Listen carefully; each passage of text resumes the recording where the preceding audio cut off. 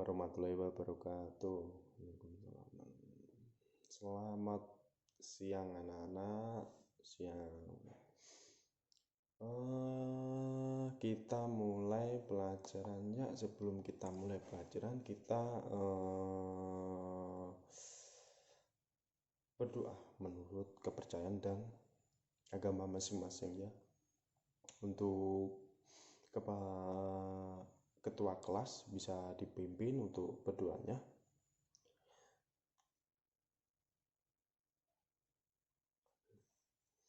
Dan untuk hari ini saya mau tanya, ada yang tidak masuk?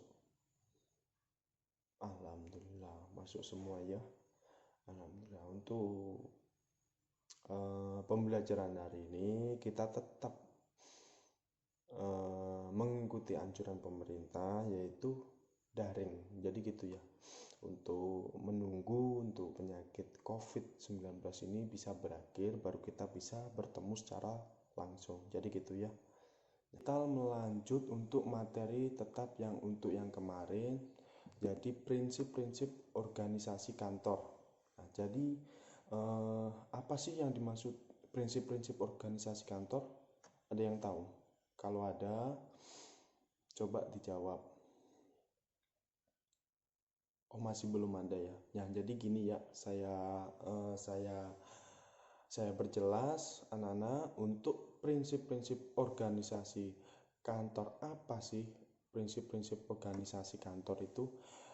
Prinsip-prinsip organisasi kantor itu yaitu suatu proses yang menjadi tempat bagi orang-orang dalam berinteraksi melangsungkan kegiatannya untuk menerima dan menyimpan atau mengolah serta menyajikan informasi dan merawat aktivitas dalam rangka mencapai tujuan kantor. Jadi itu ya, untuk anak-anak semua bisa dicatat juga bisa.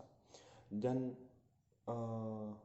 organisasi perkantoran ini merencanakan susunan staf dan alokasi staf atau alokasi tugas serta tanggung jawab dalam berbagai kegiatan perkantoran. Jadi organisasi kantor menjadi wadah bagi sekelompok orang yang bekerja untuk mencapai tujuan kantor. Nah gitu ya. Jadi dalam proses mencapai berbagai tujuan kantor tersebut, ada beberapa prinsip-prinsip organisasi kantor yang perlu untuk diketahui dan dipahami. Apaan sih prinsip-prinsip umum organisasi kantor itu anak-anak? Ada yang tahu apa enggak nih? Belum ada yang tahu. Oh, jadi gini, saya jelaskan lagi ya. Untuk prinsip-prinsip organisasi kantor, yaitu harus terdapat garis-garis otoritas yang jelas mulai dari bagian puncak hingga bagian terbawah dalam kantor. Yang kedua, setiap otoritas harus dihubungkan dengan tanggung jawab. Dan yang ketiga, pengawasan pusat dan distribusi yang maksimal. Untuk yang terakhir, yang keempat, dapat menjamin adanya garis-garis komunikasi yang baik. Jadi secara mendatar maupun secara vertikal. Udah paham apa belum? Untuk yang belum paham bisa ditanyakan dulu. Udah paham semua? Oh iya. Jadi gini, saya menerangkan lagi ya. Jadi selain beberapa prinsip umum organisasi kantor di atas, masih ada lagi pendapatan dari pakar lain terkait prinsip-prinsip organisasi perkantoran. Jadi gitu ya. Untuk prinsip-prinsip organisasi kantoran yaitu satu, prinsip tujuan. Apa sih prinsip tujuan itu? Jadi prinsip tujuan dari organisasi perkantoran atau kelompok fungsi dalam suatu organisasi perkantoran harus dirumuskan. Jadi dan dimengerti oleh masing-masing personalis dalam kantor tersebut. Ini karena dengan adanya tujuan yang dimengerti, maka dapat berubah menjadi motivasi untuk mencapai tujuan tersebut. Nah, untuk yang kedua, prinsip kesatuan fungsi. Apa sih fungsi kesatuan prinsip fungsi itu? Setiap organisasi perkantoran terdiri dari sejumlah fungsi yang harus bekerja sama demi mencapai tujuan utama dari organisasi perkantoran tersebut. Organisasi perkantoran merupakan suatu sistem yang terdiri dari sejumlah fungsi. Jadi di mana dalam rangka usaha pencapaian tujuan, maka yang dibutuhkan adalah saling berhubungan serta saling mempengaruhi. Jadi itu ya. Dan untuk yang ketiga, prinsip hubungan individuasi. Jadi apa itu prinsip hubungan individual? Yaitu organisasi perkantoran yang efektif. Jadi terbentuk dari melalui adanya pribadi-pribadi yang melakukannya pekerjaan dengan efektif, melakukan pekerjaan efektif. Jadi, meski organisasi perkantoran merupakan suatu sistem, namun pada dasarnya individu-individulah itu yang menyelesaikan pekerjaannya secara masing-masing. Dan untuk yang keempat, prinsip kesederhanaan. Ada yang tahu prinsip kesederhanaan itu apa? Kalau ada bisa nyalain mic-nya nggak apa-apa. Ada yang tahu apa enggak ini anak-anak? Ya, saya terangin. Jadi prinsip kesederhanaan itu apa sih? Prinsip kesederhanaan yaitu suatu organisasi perkantoran yang efektif bekerja dengan berdasarkan kesederhanaan dan interrelasi yang jelas. Jadi prinsip kesederhanaan inilah yang memudahkan para pelaksana untuk memahami, sedangkan adanya interrelasi yang jelas dapat mengurangi keraguan dalam menjalankan kegiatannya. Jadi itu ya. Dan untuk yang kelima, prinsip pemenang sepadan dengan tanggung jawab. Jadi untuk prinsip ini, setiap orang dalam organisasi perkantoran itu harus diberikan wewenang yang sesuai dengan tugas atau tanggung jawabnya masing-masing. Dengan demikian, ia dapat bertanggung jawab. Jadi dengan tugas-tugas itulah dia bisa bertanggung jawab atas pelaksanaan tugas tersebut. Jadi gitu untuk prinsip wewenang sepadan dengan tanggung jawab. Nah, yang keenam, prinsip laporan kepada atasan tinggi. Jadi setiap perusahaan itu kita mempunyai atasan selalu, itu wajib. Jadi untuk mengatur strukturnya di dalam perkantoran itu, organisasi perkantoran itu, kita sebagai mendirikan itu kita harus mempunyai atasan dalam sebuah perkantoran. Jadi setiap orang dalam organisasi perkantoran harus diberikan wewenang, jadi yang sesuai dengan tugas dan tanggung jawabnya. Jadi kayak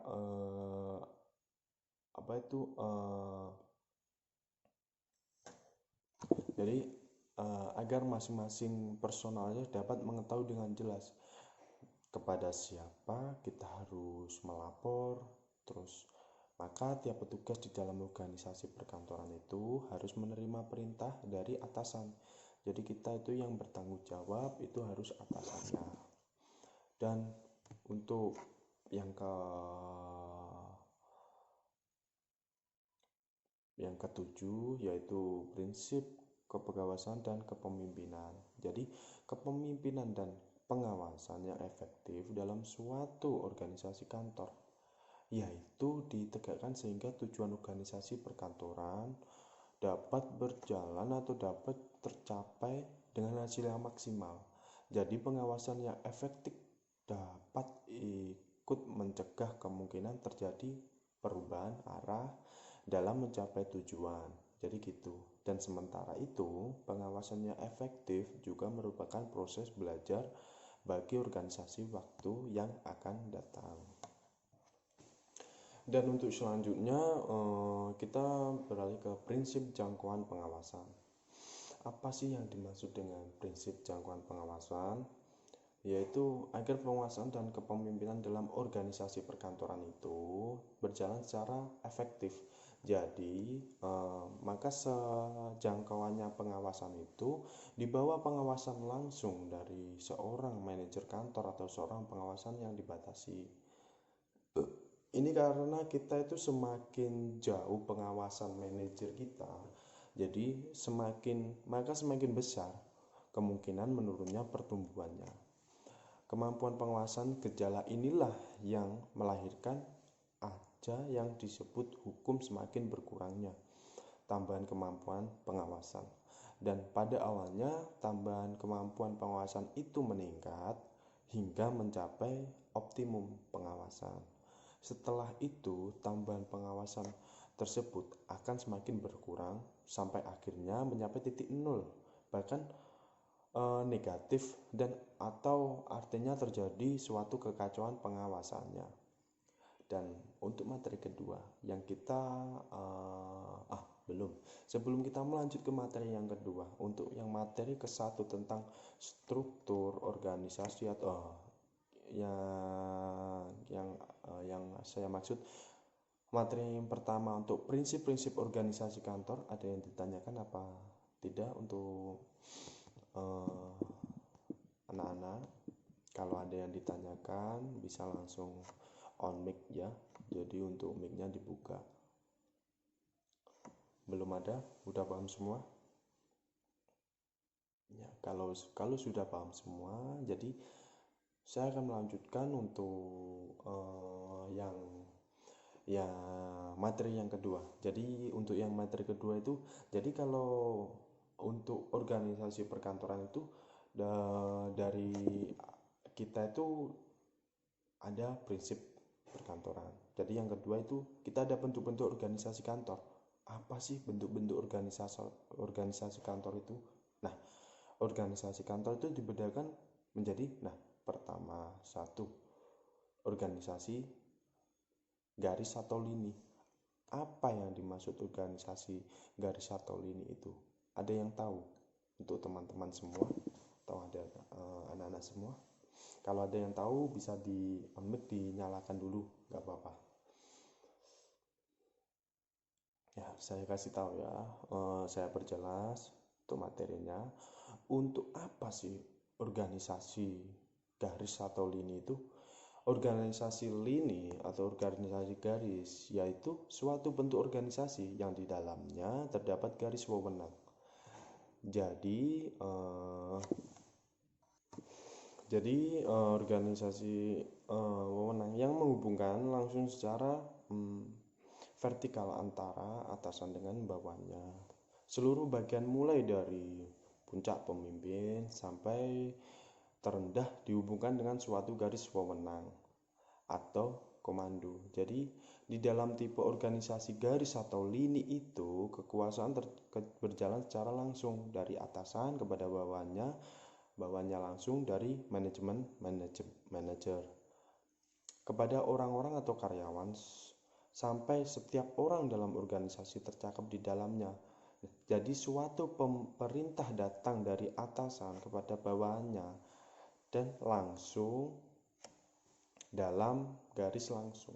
Jadi gitu ya untuk anak-anak. Jadi setiap kepala bagian atau departemen atau divisi memiliki tanggung jawab untuk melapor pada bagian atau unit yang berada satu tingkat di atasnya. Bentuk organisasi garis atau lini ini juga disebut bentuk lurus atau bentuk militer, dan sistem ini pun merupakan yang paling praktis. Jadi untuk garis lini ini itu merupakan sistem yang paling praktis. Hal ini dikarenakan kenapa? Jadi gini, untuk kenapa sih disebut sistem praktis? Jadi berhubungan sangat sederhana dari top manager sampai dengan bawahannya yang paling bawah. Segala sesuatunya berlangsung menurut garis komando. Jadi artinya tidak ada kompleksitas di dalam sikap pemimpinnya. Dan ciri-ciri organisasi garis ini atau ciri-ciri organisasi lini Itu meliputi ada sekitar 6 aspek ciri-ciri. Ada yang tahu sebelumnya untuk ciri-ciri garis lini ini anak-anak? Belum ada yang tahu. Ya udah saya terangkan lagi ya untuk apaan sih ciri-cirinya, yaitu struktur. Satu, struktur organisasi sederhana atau statil. Nah, dan yang kedua, hubungan antara atasan dengan bawahannya bersifat langsung yang dihubungkan suatu garis atau wewenang atau suatu komando. Dan yang ketiga, puncak pemimpin biasanya pemilik perusahaan yang berangkutan sehingga dianggap mempunyai sumber kekuatan fungsi tinggi. Dan yang keempat, masing-masing pemimpin atau unit atau bagian mempunyai tanggung jawab dan wewenangnya dari sumber dari atas segala bidang pekerjaan yang ada di dalamnya. Dan yang kelima, jumlah pegawai sedikit sehingga memungkinkan di antara mereka untuk saling mengenai. Untuk yang keenam, organisasi tipe garis biasanya organisasi kecil. Jadi itu ya untuk ciri-ciri organisasi garis atau organisasi leni.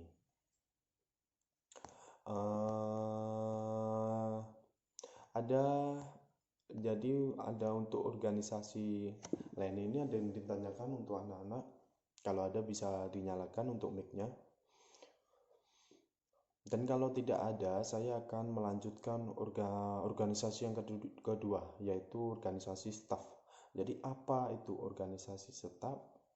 Dan organisasi staf itu adalah suatu bentuk organisasi yang hanya dihubungkan dengan kepemimpinan tertinggi dalam organisasi seperti ini. Bawahan hanya berfungsi memberikan berbantuan untuk kelancaran. Jadi memberikan bantuan itu untuk kelancaran tugas pemimpin saja. Nah, jadi staf tidak memiliki garis komando ke bawah di dalam di dalam prakerjanya. Organisasi kantor yang murni menjalankan sistem atau bentuk staf tidaklah ada. Hal itu karena tidak ada pekerjaan kantor yang 100% terdiri dari pekerjaan aja. Dan yang ketiga, untuk organisasi itu meliputi organisasi garis dan staf. Apa itu organisasi dan garis dan staf? Jadi untuk organisasi garis dan staf, yaitu di dalam bentuk organisasi garis dan staf itu asas kesatuan dan komando tetap ada. Wewenang akan dilimpahkan secara vertikal dari pemimpin tertinggi sampai kepada unit yang paling bawah. Jadi para staf hanya bertugas untuk memberikan bantuan. Jadi saran pelayanan kepada pemimpin dalam mengambil keputusan atau kebijakan tersendiri. Jadi digunakan atau tidaknya saran dan staf sangat tergantung kepada keputusan dari kepemimpinnya itu sendiri. Jadi gitu ya. Dan dibutuhkan tenaga staf karena pada organisasi yang besar, pemimpin tidak mungkin bisa menguasai pekerjaan yang sangat luas. Jadi pemimpin membutuhkan tenaga khusus sebagai penasihat atau ahli dalam bidang perkantorannya. Jadi itu ciri-ciri organisasi staf. Apa itu ciri-cirinya? Jadi biasanya organisasi staf itu adalah yang sangat besar. Jadi dan mungkin juga bersifat kompleks juga. Jadi hubungan antara atasan dengan bawahan tidak bersifat langsung, atau jumlah pegawainya itu biasanya cukup banyak juga untuk ciri-cirinya. Jadi itu ya. Dan saya lanjut ke organisasi fungsional. Apa itu organisasi fungsional itu? Yaitu organisasi fungsional pada umumnya disusun berdasarkan sifat serta macam-macam fungsi yang harus dilaksanakan. Jadi pada tipe-tipe organisasi fungsional, masalah pembagian kerja atau spasialisasi benar-benar akan diperhatikan. Jadi itu ya. Jadi kayak pekerjaan itu sangat-sangat diperhatikan untuk organisasi fungsional ini. Adapun ciri-ciri organisasi fungsional ini juga meliputi adanya pembidangan tugas yang jelas dan tegas. Jadi yang kedua, bawahan menerima perintah dari beberapa atasan. Dan yang ketiga, spesialisasi pegawai dapat dikembangkan. Jadi itu ya untuk organisasi fungsional. Dan untuk yang terakhir kita ke organisasi kepanitiaan. Apa itu yang dimaksud dengan organisasi kepanitiaan? Jadi gini, untuk organisasi kepanitiaan, apa itu organisasi kepanitiaan? Nah, jadi organisasi kepanitiaan itu dibentuk hanya untuk sementara. Jadi untuk sementara waktu saja. Setelah tugas selesai, maka selesai pula lah organisasi tersebut. Keuntungan apa? Keuntungan kita itu mencari organisasi kepanitiaan itu. Jadi untungnya itu memungkinkan pemimpin bertindak otoriter sangat kecil. Jadi begitu anak-anak. Jadi yang kedua itu segala keputusan dipertimbangkan masak-masak banget dalam pembahasan yang dalam dan terpercaya.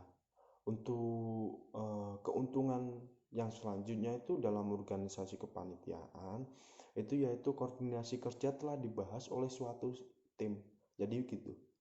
Cuman di sisi lain organisasi ini mempunyai keuntungan kalau ada keuntungan pasti ada benar kelemahan. Jadi untuk kelemahan itu tanggung jawabnya tidak jelas. Jadi untuk kelemahan itu mencakup kayak tanggung jawab tidak jelas. Terus karena tanggung jawabnya sama, jadi gitu. Dan proses-proses pengambilan keputusan memerlukan diskusi yang berlarut-larut.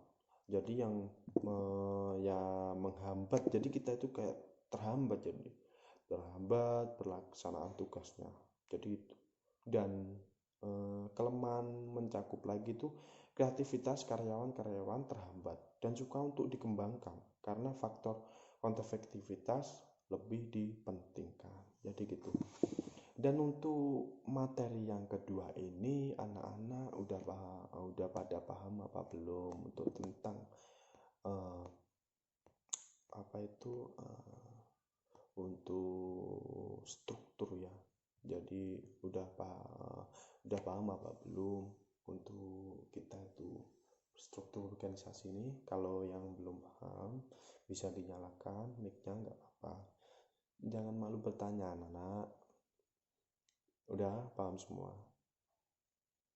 Ya, kalau sudah paham semua, saya akan melanjutkan dari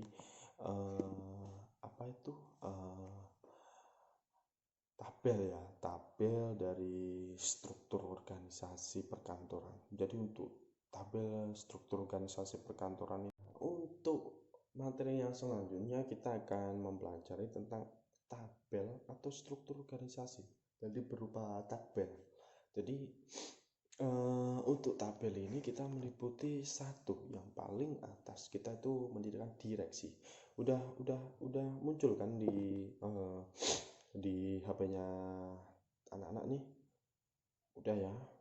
Jadi kita ke direksi. Jadi itu paling atas sendiri. Jadi di bawahnya direksi itu kita ada di direktur utama. Jadi itu. Dan yang kedua kita ada di direktur keuangan, direktur personalisa. Dan di bawahnya itu mencakup kayak manajer personal, dan manajer pemasaran, manajer pabrik, dan manajer atau ADM atau gudang. Dan di bawahnya itu baru diisi untuk divisi. Jadi itu untuk divisi bawah sendiri ya. Jadi gitu. Dan untuk hari ini ada yang ditanyakan untuk materi kita hari ini? Ayo teko cah. Ada yang ditanyakan apa tidak nih? Nggak ada. Yakin? Kalau nggak